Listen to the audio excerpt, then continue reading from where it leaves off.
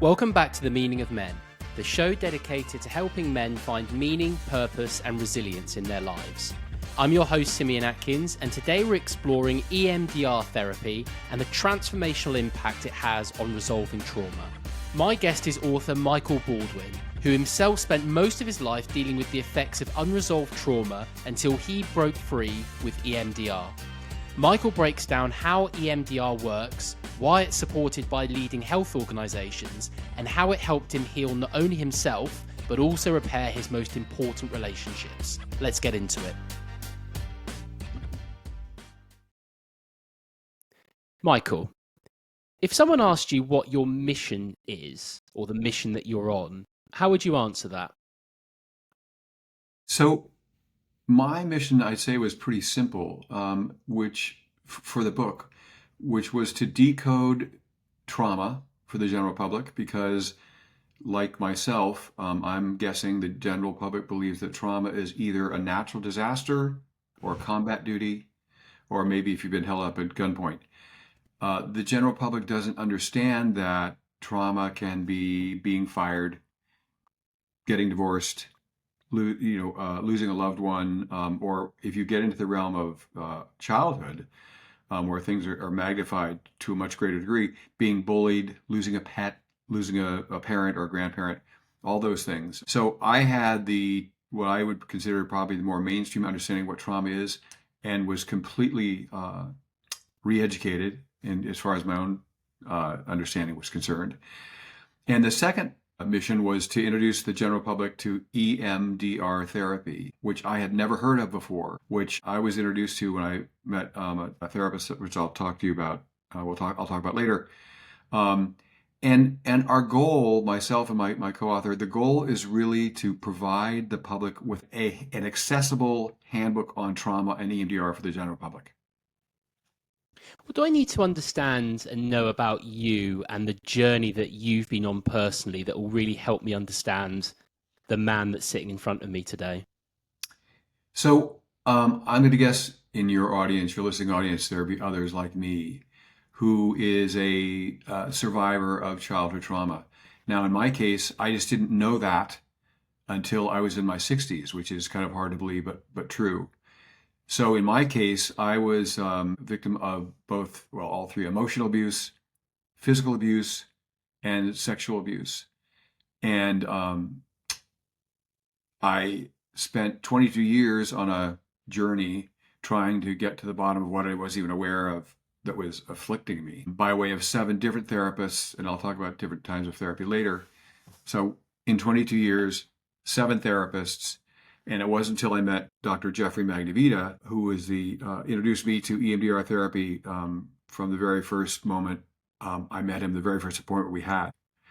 So it allowed me, after that long 2-decade journey, the best way I can describe it is to swap out an old, damaged from childhood operating system for a new, more effective, free of things like fear and anxiety operating system. That's the best way I can describe it to you.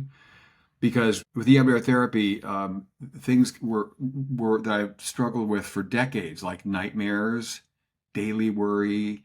I had 2 profound phobias. I didn't even know what a phobia was until, again in my 60s, I thought it just was the way I was.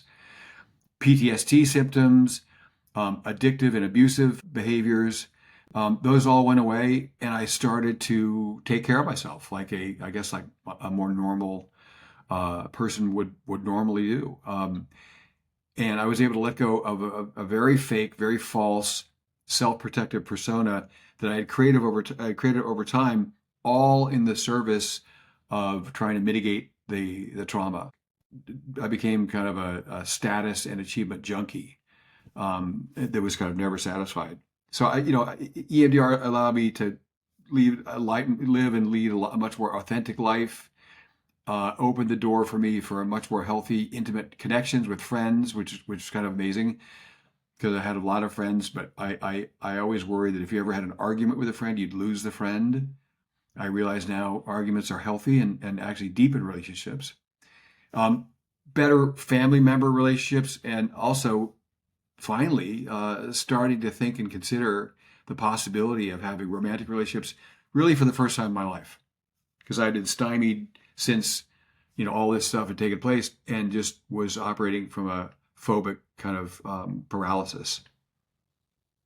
There's a few really important points that I want to touch back on before we move on.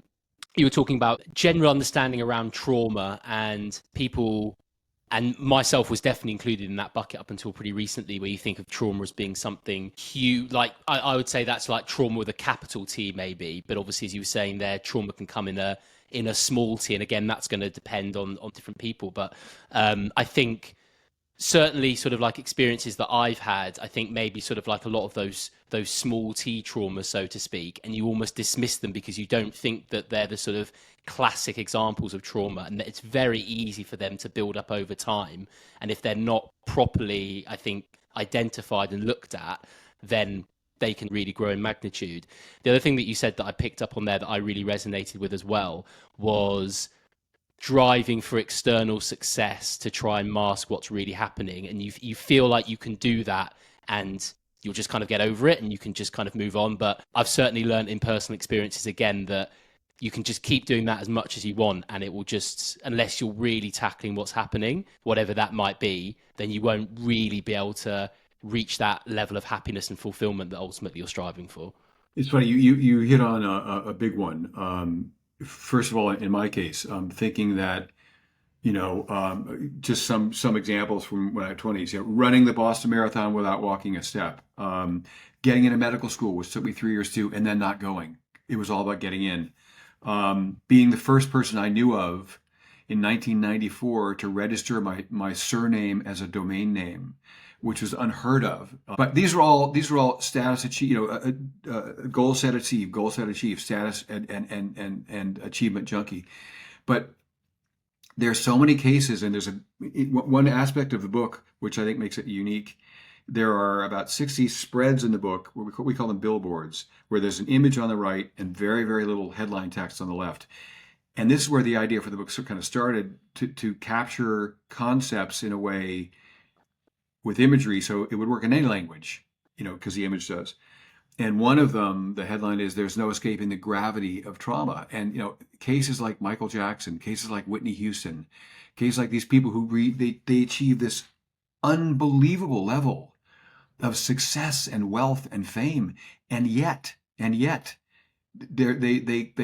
fall and self-destroy themselves, self-destroy more spectacularly than you can possibly imagine. So it's just, I think in our society, workaholism is one of the accepted diversions for trauma survivors, especially in a city where I live, like New York. It almost is like the price of entry. Where you only spent 40 hours at work. What about 60 or 80 hours? What about all weekend? It's like it's a workaholic culture here in New York. So it's one of those things that I did that was accepted, Mm. but didn't save me in the end by any means. Yeah, and seen as a badge of honor in a lot of Yeah. times as Oh well. yeah. Yeah. Yeah. Just so everyone that's listening is on the same page and is like super clear, like in very simplistic terms, how would you define EMDR therapy? So it is a memory-focused psychotherapy that helps people deal with the trauma and adverse experiences of their lives that they have had. And by trauma, we're talking about overwhelming circumstances or events that leave you feeling, for the most part, helpless. That's how we're talking. We're talking about trauma. It's based on the idea that psychological problems are related to a failure to adequately process those traumatic experiences and memories. So the quote unquote, the splinter will stay in your paw, and it will continue to get more infected and cause pain until it's removed. Mm-hmm.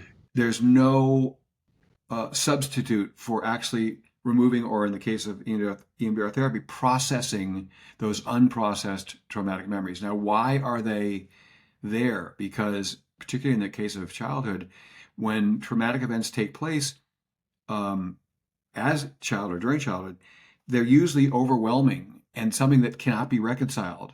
So they get buried. And that's sheerly for survival. So the unfortunate kind of Faustian bargain that you make is, yes, you can bury them at the time. Yes, they can stay buried for a long time. But that radioactive landfill, as I like to refer to it, will continue to emit, radioactivity. And what does it do? It informs and warps how you see yourself, how you see the world, and most importantly, the choices you make. So these traumatic memories, they stay frozen in our nervous system, and they continue to affect everything in our lives, unbeknownst to us. So EMDR is a therapy that helps clients access the traumatic memories, process the traumatic memories using a form of therapy called bilateral stimulation. And that can be fingers that you track with your eyes that your therapist is using.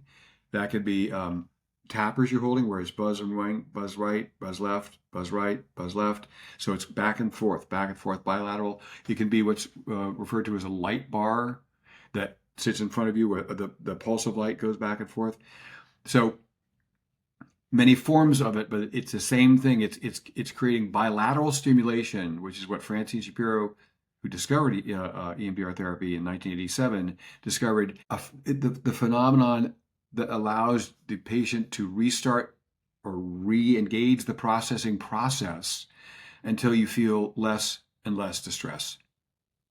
And that's kind of a synopsis of what EMDR, how it works and what it does. And I suppose these memories, if they've been there for a long, long time and they just haven't been dealt with, the script can just be rewritten and morphed over time, and I guess almost like catastrophized so much that even the event itself can be sort of made even worse by the fact you're adding like layer upon layer of maybe like different scripts of what actually happened if it's just left and not dealt with. I think two things, particularly as it relates to childhood trauma, and what I want to mention also for the benefit of your audience is complex trauma is trauma that happens over time. And research has now confirmed that childhood neglect over time, so complex trauma in the form of neglect, is actually more damaging to the development of a child than sexual abuse. And a lot of people don't realize that. But when you realize that, contact and attachment is such an important, vital thing for any human being, when that gets disrupted in the form of neglect, it can have profound negative impact on a person's development. So the other thing I want to say is in childhood, when you have traumatic events, because you are a child, they're amplified. So that amplified memory, that childhood memory, is what's buried. And when in EMDR therapy as an adult, you revisit or observe, you revisit that memory, it's as intense to that child as it was at the time, which is, from my own experience, remarkable, the intensity of it, just as it is perfectly preserved. It doesn't need to be amplified in any other way. It's already amazing. So when you're having, tears in your 60s about an event that happened when you were 5, it's amazing how incredibly intense it can be, just that buried memory. And is EMDR considered an evidence-based therapy that's supported by research? And what does the research say about it? It is. And over the last, I don't know, several decades, there's just more and more research that supports it. So to date, there's over 30 randomized controlled trials that demonstrate the effectiveness of EMDR for PTSD in adults. It's strongly recommended as a treatment for PTSD by the World Health Organization, by the International Society for Traumatic Stress Studies, the U.S. Department of Veterans Affairs and Defense, by the American Psychological Association, by the American Psychiatric Association, and that's just a few of them. It's also, interestingly, been used to address way broader topic symptoms than just PTSD, like eating disorders, body dysmorphic disorder, phobias, general anxiety and panic, sexual dysfunction, fibromyalgia, medically unexplained symptoms, which are profound, particularly in veterans, marital problems, OCD, psychotic disorders, addictions, and on and on. So a wide range of things way beyond just PTSD. And a recent analysis determined that not only was EMDR clinically effective, but also the most cost-effective of the 11 trauma therapies evaluated in the treatment of adults with PTSD. So answer is definitely yes, and that's important for your audience to know. So give me a sense, and people listening a sense of what a session would look like. What's happening? How is it structured or not structured? Give us a sense of what it looks like. I would say that the starting point is when the clinician, your therapist, and you identify a memory that's either really, really bad, or let's say, for example, you come in and you're feeling particularly depressed or angry about something. So what'll happen is between you and the therapist, the first question is, well, what's the earliest memory you can think of that had you feeling this way? It's called a target memory. And that's what the session is going to focus on, that target memory. And so your job is to just let yourself be with it and be as present. And one important thing to mention with any EMDR session is you always have one foot in the present, in the safety of your therapist in the present day. That never changes. So that's a really important anchor to keep in mind. At the same time, with one foot in the past, because you're revisiting something that may have happened to you, Simeon, when you were 5 or 2 or 10 or whatever. So that's a main thing to keep in mind always, because that's what allows you the safety to be able to do this work. So you want to focus on on that memory, and then your therapist will introduce the bilateral stimulation. So, like, I'm moving my fingers back and forth. If you're listening to this, you can't see it, but Simeon can. And those are called sets, and so those sets will go for 30 to 60 seconds, and they just continue where you do them. We stop. We check in with you. What are you feeling? What are you thinking? What's going on with you now? And a lot of times, there's a book called The Body Keeps the Score by Bessel van der Kolk. And it's about the fact that our bodies retain somatic memories of trauma. So why am I telling you this? Because in this process, a lot of times, somatic memories, cramps will happen. Your hands might get cold. Your feet might start shaking, or you might feel just uneasy, or you can't sit still, because somatic memories are a part of the memory. And that can happen, and often does. It certainly did with me. So your therapist's job is to continue with these sets until the distress level, which is notated when you begin, and then you notate at the end, for scale of 0 to 7, is to bring that stress level, that stress value down. That's the whole point. And you really want to continue with those sets until that actually happens. And then the other interesting phenomenon is, let's say this is a case of where something happened to you and a parent was involved. Let's say you were left alone someplace for a long time and it was really scary or whatever. The other part of the process is to change your belief about the memory. Swap out the childhood association with an adult belief, which might be, it wasn't your fault. You never should have been left alone. You were 6 years old. Your parents should have been the ones to take care of you, and they never should have left you in that situation ever. So it allows you to change the ending of the traumatic memory from an adult's perspective.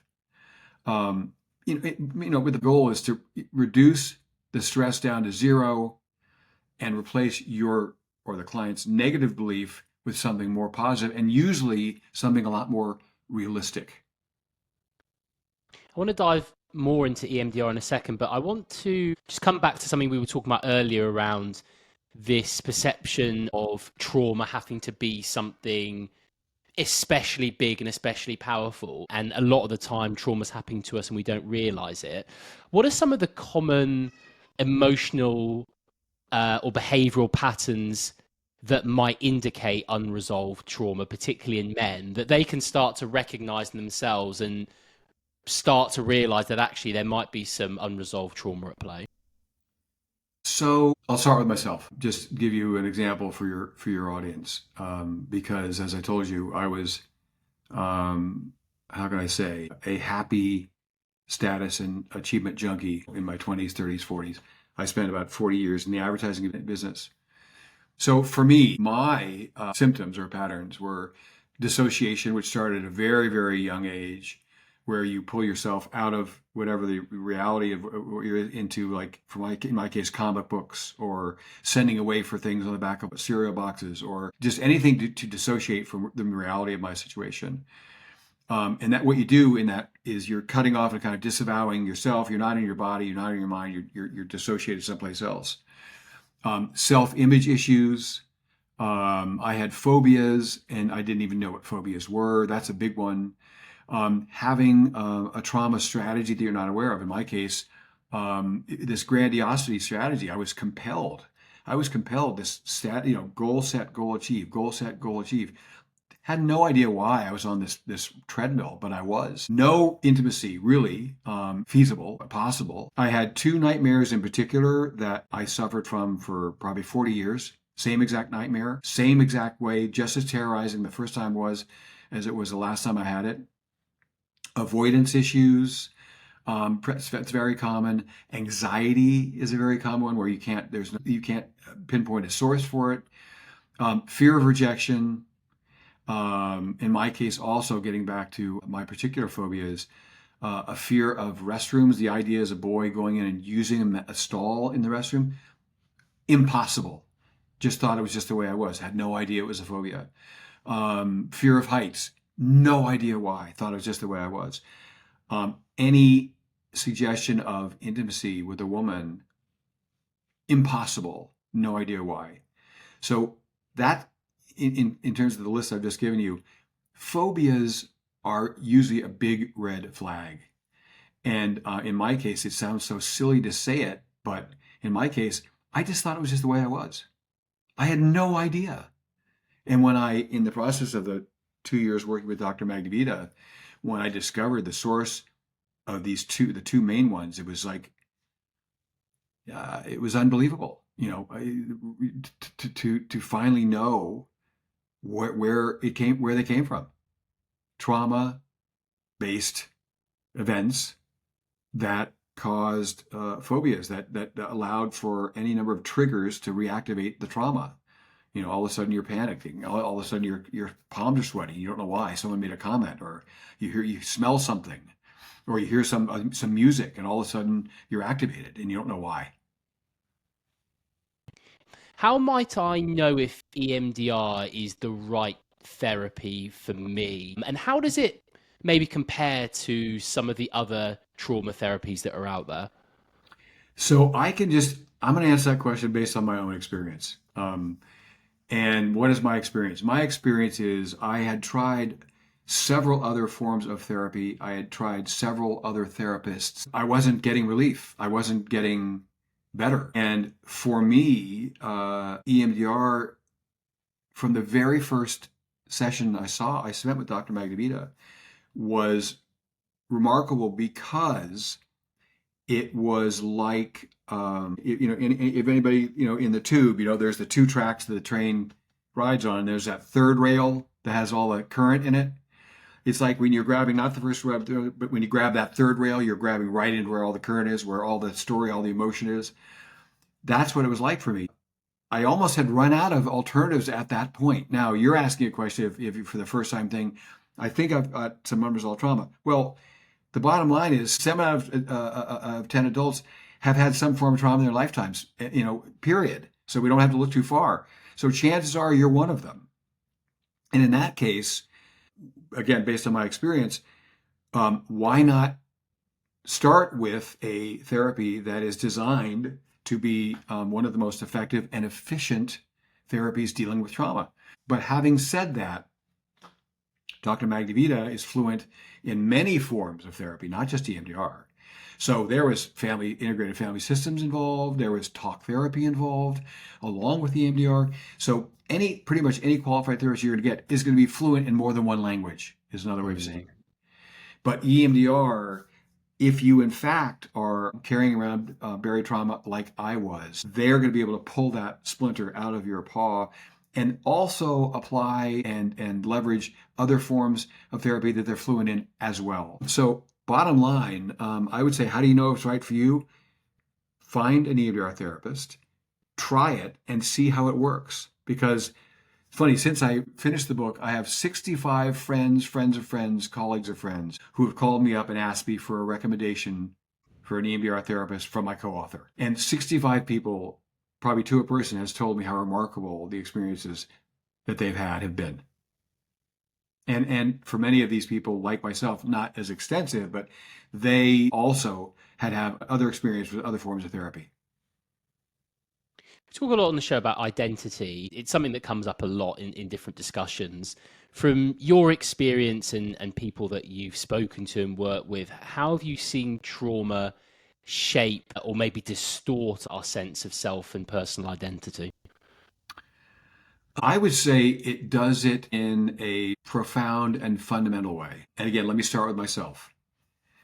I started to create as a young boy, dissociating into a comic book called Richie Rich, a false self. Because for me, my fundamental conviction probably started pre-verbally, was I was worthless. I was not good enough. I was unlovable. Profound fear of rejection, a need to be perfect. And why was that? Because from the very earliest stages, in my case, it was complex trauma and neglect.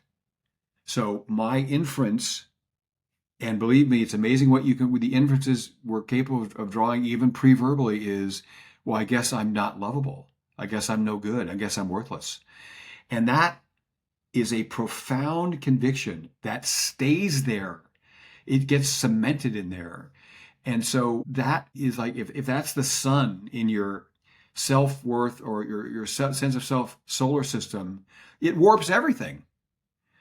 And what do you do? What did I do? I started compensatory behavior. I started doing things that tried to mitigate against a feeling of worthlessness and that I was no good.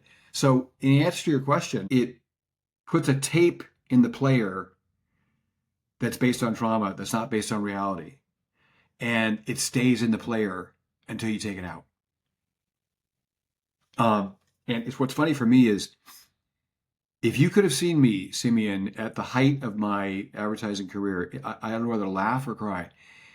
You would have seen this person who was, dressed to always perfectly to the nines.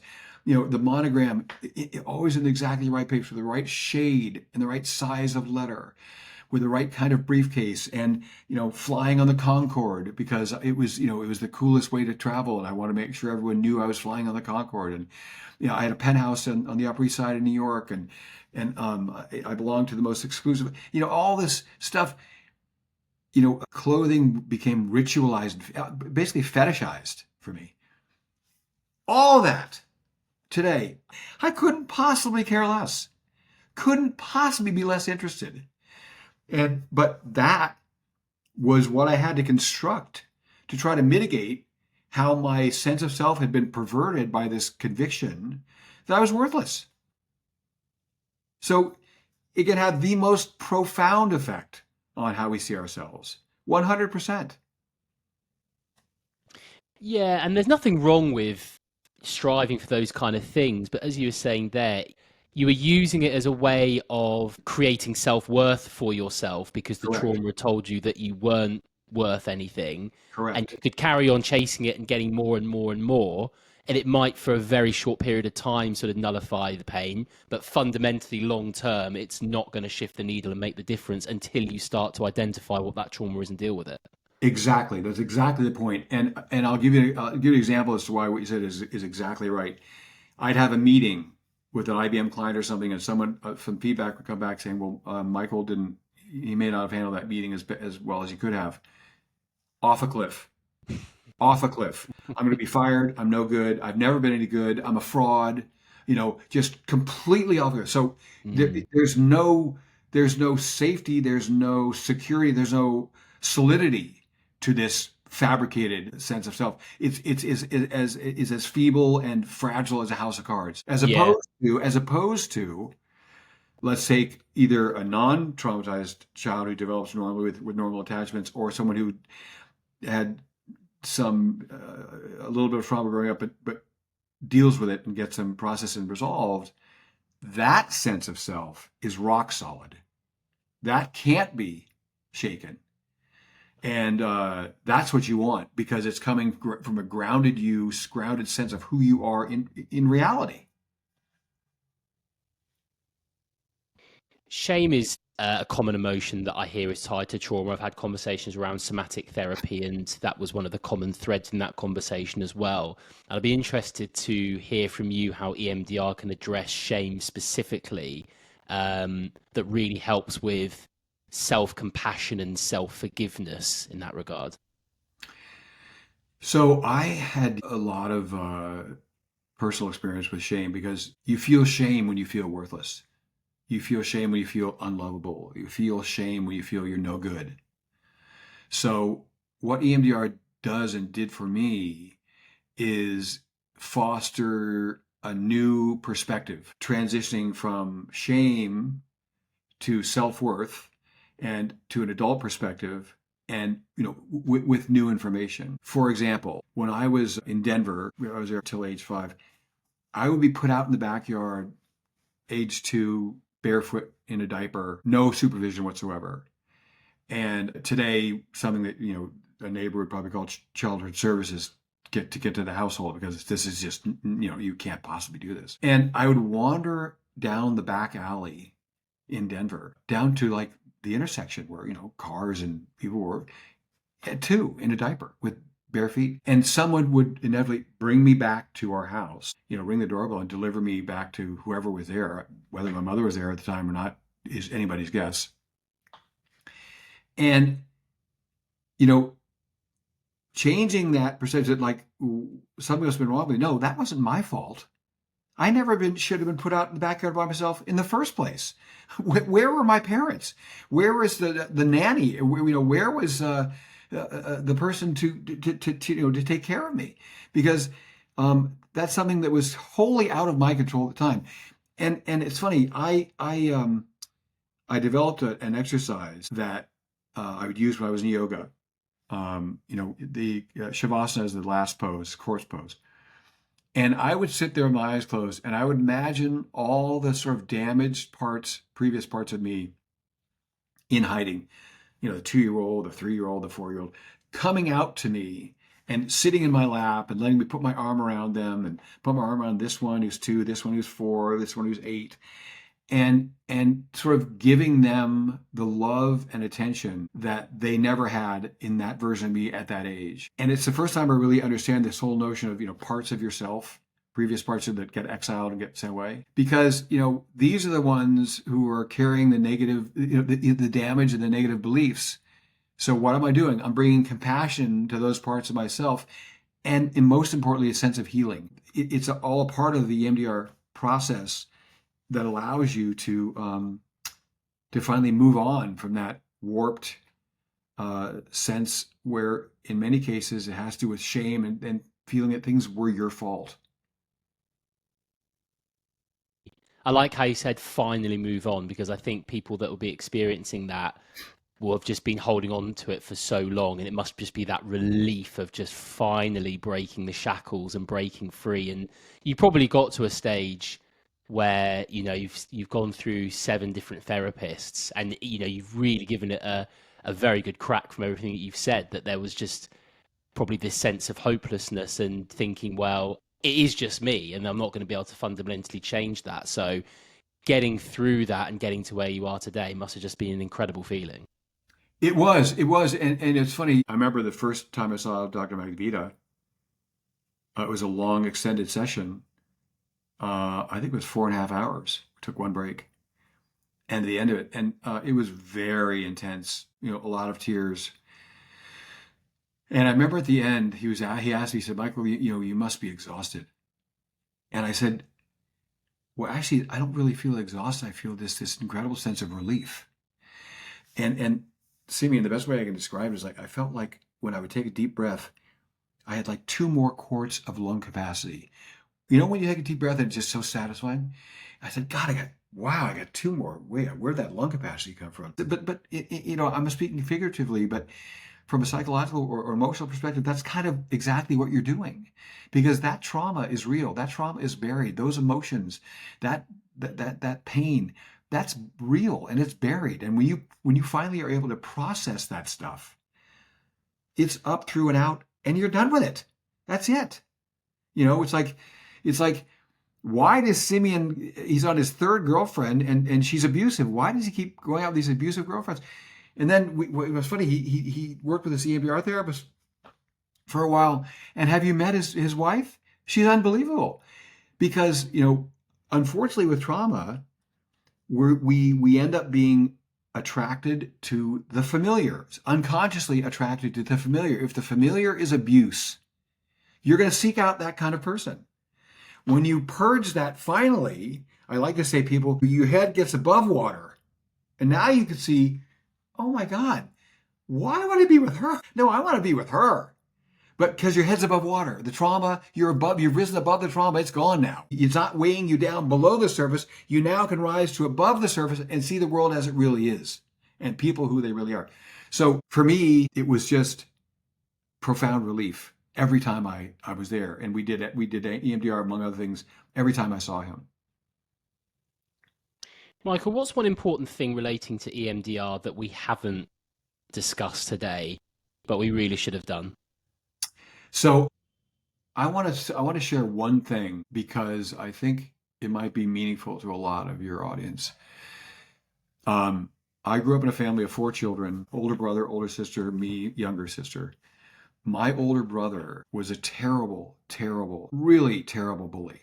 Emotional bully, physical bully, psychological bully. He was terrible. I lived in a state of terror all the time and being beat up, and it was terrible. Never felt safe. I was estranged from that person my whole life. I never would have anything to do with him ever, ever, ever. It's like he was dead. And I remember even going to our mother's funeral service, and I knew he was going to be there, and my internal GI system was so panicked that I was going to be in the vicinity of this bully again. When the book was about to come out, Dr. Magdalene said, you have to let your brother know that it's coming. You can't surprise him because there could be legal ramifications, because I talk about him in the book. I reached out to him. He reached back, amazingly. And he said, I don't care what you write. You can write whatever you want about me, just as long as it means that maybe finally in our 60s, we might have a chance to have a relationship that we never had growing up. And do you think Debbie, your co-author, could recommend an EMDR therapist for me? He went on his 2-year EMDR journey. We have had, since he finished his, we have had a Zoom call, Simeon, every Friday for the last 2 years. I don't think we've missed once. We had 2 years ago the first vacation we took together, where ironically he met his current girlfriend, where I invited to come up to Vermont, and he came and ironically met the one he's now is his girlfriend. This may sound weird to your listeners, but particularly because we're talking about men, this is the most intimate relationship I have right now. The most intimate relationship I have is with my brother right now. And it is an unbelievable source of reassurance and strength and joy and intimacy. And we've shared so much about what it was like growing up in our family, and found out how much we have in common and what it's like to be together and laugh together. And none of this would have been possible were it not for my EMDR journey and his EMDR journey. I know a lot of people, because I have friends that, well, I don't talk to my sister. No, my brother and I don't speak. I don't talk to my father. My mother and I haven't talked for 10 years. There's so much of that's going around, and it's such a tragedy. Because I can't tell you, I don't know what I would do without my brother today. I cannot imagine what I would do. He's now 72. And I've talked to him every day this week. You know, so what is my point? My point is that if any of your listeners are dealing with the similar situation, where you have a family member where you are, you know, they call it being estranged, or you know people who are having that problem, that dilemma, EMDR for me and for my brother allowed us to banish those personalities from that time growing up to who we are today. The person I talked to yesterday has nothing to do with the person who bullied me as a boy growing up. He was on his own survival strategy. He was trying to figure life out for himself in his own way. So I would just encourage people, or I'll just share that EMDR was the gift that allowed us to have the relationship that we so enjoy today that we never, ever otherwise would have had. Michael, thank you so much for your time today. I think there's two particular takeaways for me, I think, that I'll remember from this. The first one, going right back to the start of the conversation, but it's threaded throughout the discussion, is when it comes to trauma, just being aware that it might not have been relating to something that you would think normally would be something to do with trauma, and just taking a step back and really thinking and trying to recognize whether certain things that you've gone through might be obviously having a trauma effect. I think that's really important. And then the second one, I think, is you've shed a really great light on EMDR therapy, which is probably new to a lot of people. And I think that certainly will be something that a lot of people will be interested in. But even if it's not necessarily EMDR, just being aware that there are lots and lots of different types of therapy and therapists out there, and not just maybe taking the very traditional counseling, sitting down face to face and talking as the only option that you have. And if that doesn't work, then you're screwed. I think just having this mindset and just being able to listen to your story and your journey of trying so many different therapists and persisting, and then eventually coming to the one that's completely transformed your life, I think will be inspiring for a lot of people, because I think it's easy to get defeatist and think that there's one type of therapy, and if that doesn't work, then it's just not for me. So yeah, I'm sure EMDR will be something that people will be interested in, but if at the very least, if it's just broaden people's ideas to different types of therapy, then I think we've done a great job here today. But thank you so much for your time, Michael. It's been great talking with you. You're welcome. And Simeon, for you, so in case your listeners are interested in the book, they can get Every Memory Deserves Respect. They can get it on Amazon, or they can go to everymemorydeservesrespect.com. But I would say, if there's two last words, don't wait. If you're struggling, if you know somebody who's struggling, take the leap, because it changed my life.